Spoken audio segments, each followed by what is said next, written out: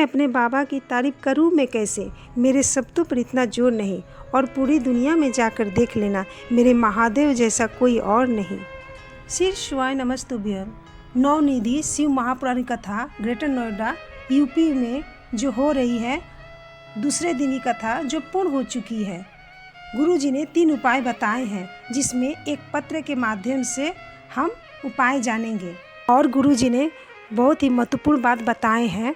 इस छोटे से वीडियो में आपको पूरी जानकारी मिल जाएगी। उन्होंने कहा केवल शरीर के माध्यम से भजन नहीं करना है, हमें भगवान का भजन अपने हृदय अपने मन से करना है। गुरुजी ने कहा भजन करना तो दिखावे से मत करना, कीर्तन करना तो दिखावे से मत करना, 1 लोटा जल महादेव को चढ़ाना तो दिखावे से मत चढ़ाना, जल छल से मत चढ़ाइएगा, दिखावे से महादेव को नहीं पुकारे। महादेव को पुकारना है तो हृदय से पुकारे, मन से पुकारे। गुरुजी ने कहा 2 चीज़ें मरने समय तक पीछा नहीं छोड़ता, पहला मनुष्य का दुख, दूसरा महादेव की कृपा। गुरुजी ने कभी नहीं कहा हम आपके पास दुख नहीं आने देंगे। वो जन्म में जो हम कर्म करके आए हैं उसका भोग हमें भोगना ही पड़ेगा, इसलिए ये ना सोचे कि हमें दुख नहीं आएगा। दुख आएगा, शिव महापुराण की कथा कहती है कि दुख भी आएगा। यदि आपने भगवान का भजन किया, उस दुख में महादेव को 1 लोटा जल समर्पित किया है तो चिंता मत करना। दुख आया है तो महादेव भी जरूर आएंगे, यह निश्चिंत है।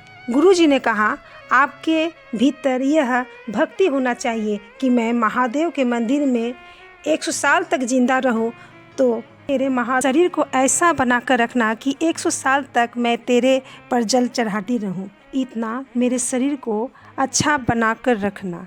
गुरुजी बताते हैं पहले जब दुख आता था तो लोग मदिरा की बोतल पकड़ते थे, आज दुख आता है तो लोग मंदिर जाने के लिए जल का 1 लोटा पकड़ते हैं। मदिरा में डूबोगे तो परिवार राख हो जाता है, और शिव भक्ति में डूबेंगे तो परिवार और निखर कर आगे बढ़ जाता है। गुरुजी आगे की कथा की जानकारी देते हुए बताते हैं मध्य प्रदेश में कोटेश्वर धाम में 5 दिन की 24 से 28 मार्च तक दोपहर 2 से 5 बजे तक रहेगी। उस कथा का नाम पंचपुष्प शिव महापुराण की कथा, एक एक फूल कौन सा महादेव को कब चढ़ाया जाए जिससे जिंदगी में कोई बड़ा रोग कभी सम्मुख ना आए।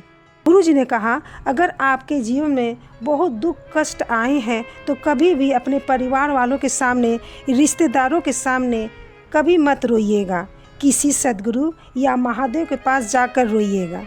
गुरुजी ने कहा आप खूब कमाएं, पर कमाने में इतने मत डूब जाना कि शरीर में कोई बीमारी उत्पन्न कर ले, और जो आपने कमाया है वह सभी बीमारी में ही चले जाए।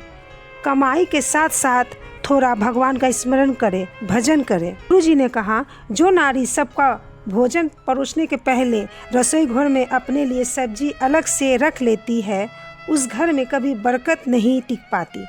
भोजन आप बना रहे हैं, 4 लोग भोजन करने बैठे हैं, आप उनको थोड़ा थोड़ा ही परोस दें, पर पहले से अपने लिए निकाल कर मत रखिएगा। हाँ, आप अपने बच्चों के लिए, पति के लिए, ससुर सास के लिए निकाल कर रख सकते हैं, दूसरों के लिए निकाल कर रखिएगा, चल जाएगा। जहाँ मेरा स्वार्थ आ गया फिर वहाँ सफलता नहीं मिलती, वहाँ व्यक्ति नर्क में चला जाता है। गुरुजी ने कहा गाय, बेटी और लक्ष्मी ये 3 चीज़ हर किसी को नहीं दी जाती। आपने पंडित जी को गौ दान दिया, जब तक गाय दूध दी तब तक रख लिए, फिर बेच दिए, दूसरे ने तीसरे को, तीसरे ने चौथे को, बेचते बेचते गाय कसाई के हाथों में आ जाती है। कसाई ने जब काटा तो उसे बददुआ श्राप लगी, पर श्राप जिसने गौ दान दिया था उसे लगी। इससे अच्छा है आप किसी गौशाला में जाकर 1 ट्रॉली चारा डलवा दीजिए। बेटी दान करने से पहले 50 बार सोचिए। गाड़ी दौलत देखकर शादी ना करें। लड़का किसी नशे में डूबा तो नहीं, लड़के को देखकर शादी करें। लड़की को दौलत नहीं, मीठी बोली चाहिए। अपने पैसे को किसी ऐसे भिखारी को मत देना जो रात्रि में वेश्यावृत्ति में, जुए, मदिरा में आपके पैसे लगा दे। गुरुजी ने कहा, सीहोर कुबेरेश्वर धाम का रुद्राक्ष मात्र कुबेरेश्वर धाम में ही निःशुल्क मिलता है। आजकल जहाँ जहाँ कथा होती है लोग रुद्राक्ष बांटने लगते हैं। आज गुरुजी ने उपाय बताए हैं। पहला उपाय, 12 महीनों शिवरात्रि आती है, उस दिन शमी के एक पुष्प प्रदोष काल में शिव जी पर समर्पित करना प्रारंभ कर दे तो महादेव उसका हाथ पकड़कर उन्नति की ओर कर देते हैं, वह नीचे आ ही नहीं सकता। दूसरा उपाय, अगर आपके जीवन में बहुत उलझन है, बहुत परेशानी है, तो तुमरुका जी का स्मरण करते हुए महादेव पर धीरे धीरे जल चढ़ाएं और अपने दिल की बात कहें और उस जल को लाकर घर के चारों कोनों पर छिड़क दे और आचमन करें। तीसरा उपाय, संजू जी जो भिंड गांव से पत्र लिखी थी, उन्हें सोराइसिस हो गई थी, उन्होंने 5 लौंग, 7 काली मिर्च, 5 बबूल का पत्ता, वह उपाय की जानकारी देंगे जो गुरु जी के द्वारा ही बताया गया है। जिस व्यक्ति की बीमारी समाप्त नहीं हो रही हो, 7 काली मिर्च ले, 5 लौंग ले, 5 बबूल के कांटे ले, यदि बबूल का वृक्ष का कांटा ना मिले तो गुलाब के 5 कांटे ले, उसे एक लाल पोटली में बांधकर जो व्यक्ति बीमार है उस पर से भगवान का मूल मंत्र श्री शिवाय नमस्तुभ्यम और ओम नमो भगवते वासुदेवाय का स्मरण करके 21 बार उतार कर उस पोटली को उसी व्यक्ति के सामने उस पोटली को जला दे।